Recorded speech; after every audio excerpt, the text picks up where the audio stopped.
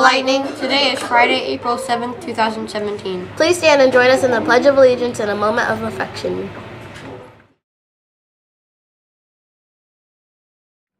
I pledge allegiance to the flag of the United States of America and to the republic for which it stands, one nation, under God, indivisible, with liberty and justice for all.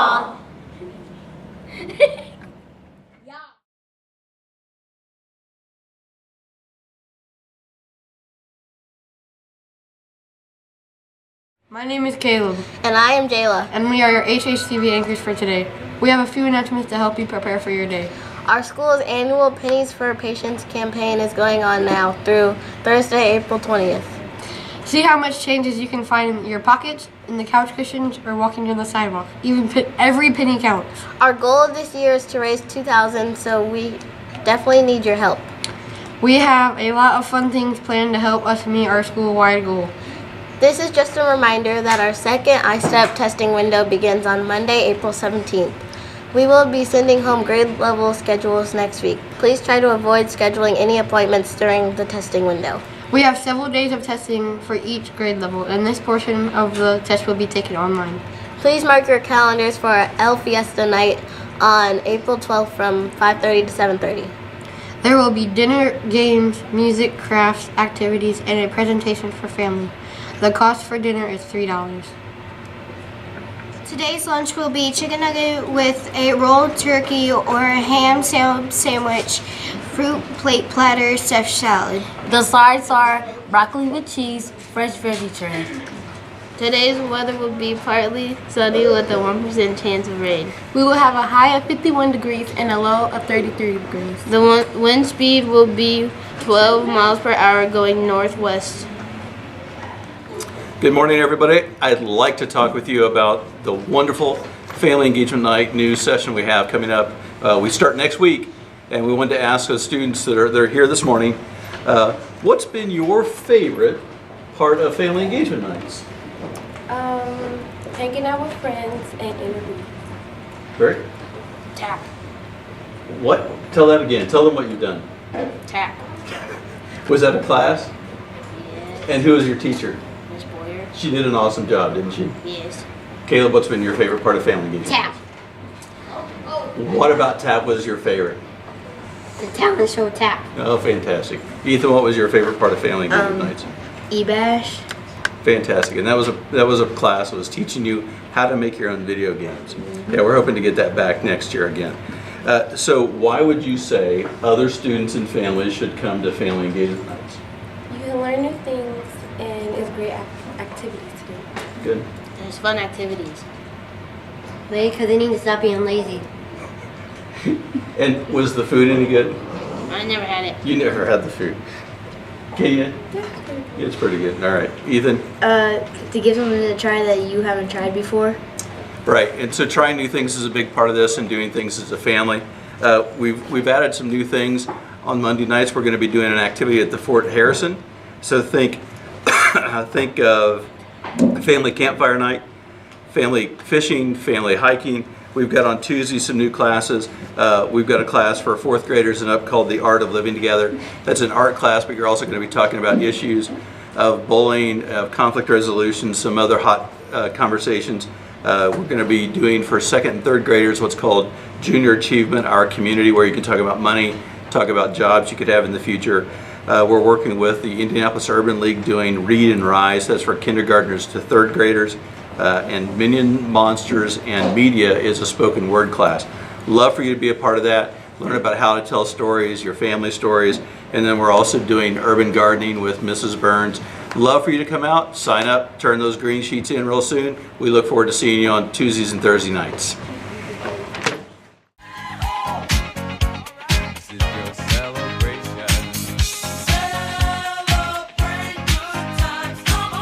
Hey Lightning, what's going on? You just heard from my friends, Cool in the Gang. That's our friends here at Harrison Hill Lightning.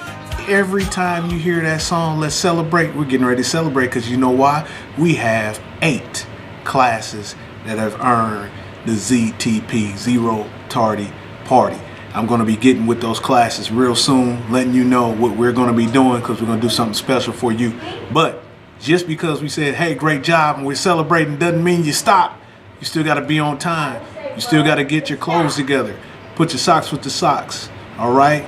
Shirts with your shirts. Put everything together. Get the reading log signed. Make sure that you're getting a good night's rest, going to bed, getting up on time. Let's make this happen. Here are the following classes that are your ZTP's Zero Tardy Party. Miss Shockley's class, Miss Navarre's class, Miss Hayes' class, Miss McDonald's class, Mr. Griman's class, Miss Shaw, Miss Stillwell, and Mr. Peterson. You hear that? 8 classes, ZTP. Let's celebrate. Every time you hear our fellas cool in the game, the lightning way, it's time to celebrate. But you got to be listening to the morning announcements. You got to be here on time so you can hear this. So be looking for the next ZTP, Harrison Hill Lightning. Let's keep making it happen. Memorial Day is duty.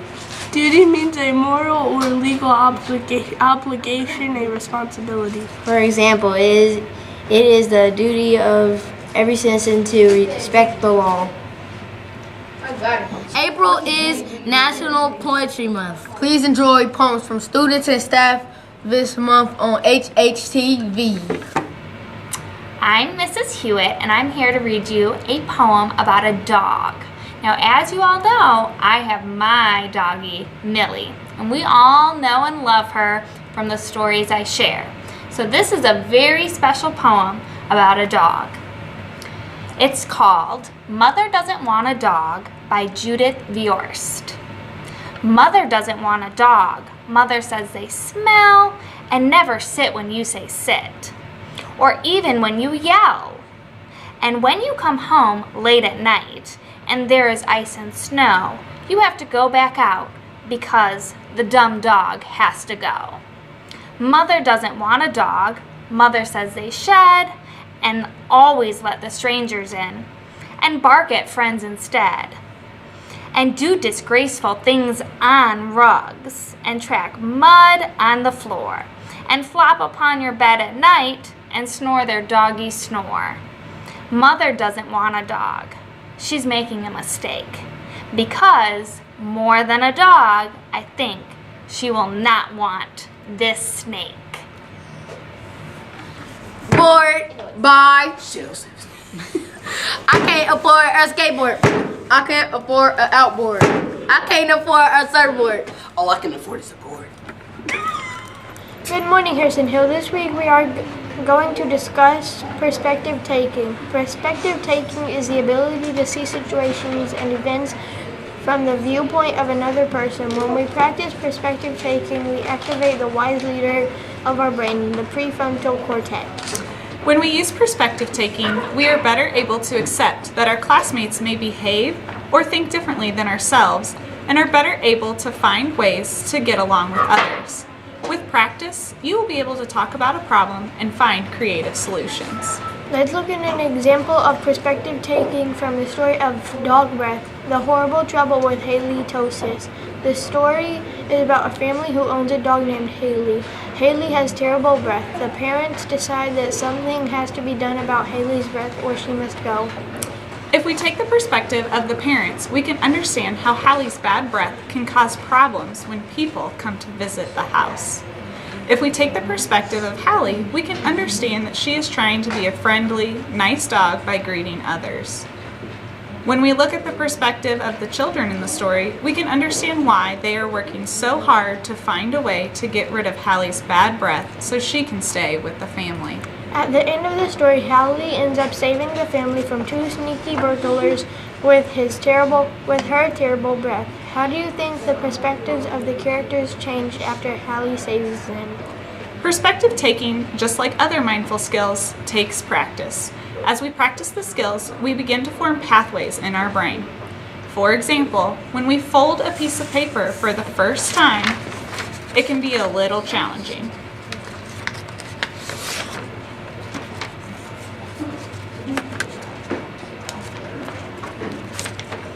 But when we fold it for the second or third time, it becomes much easier.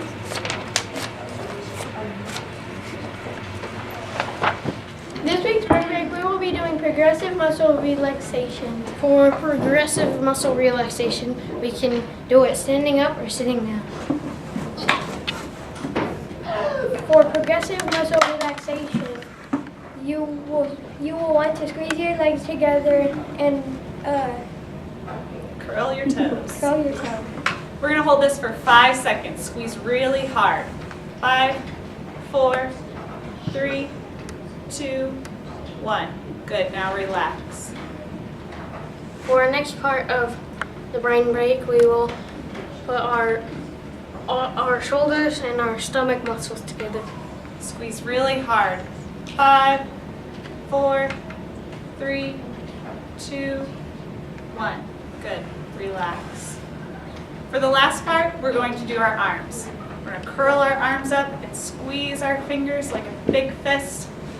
5, 4, 3, 2, 1.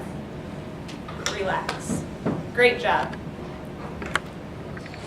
A quote for the day, poet Edgar Allan Poe said, "Poetry is the rhythmical creation of beauty and words." Tune in next time for HHTV morning announcements. Remember to be respectful, be responsible, be safe, and be a principal power yourself. Have a great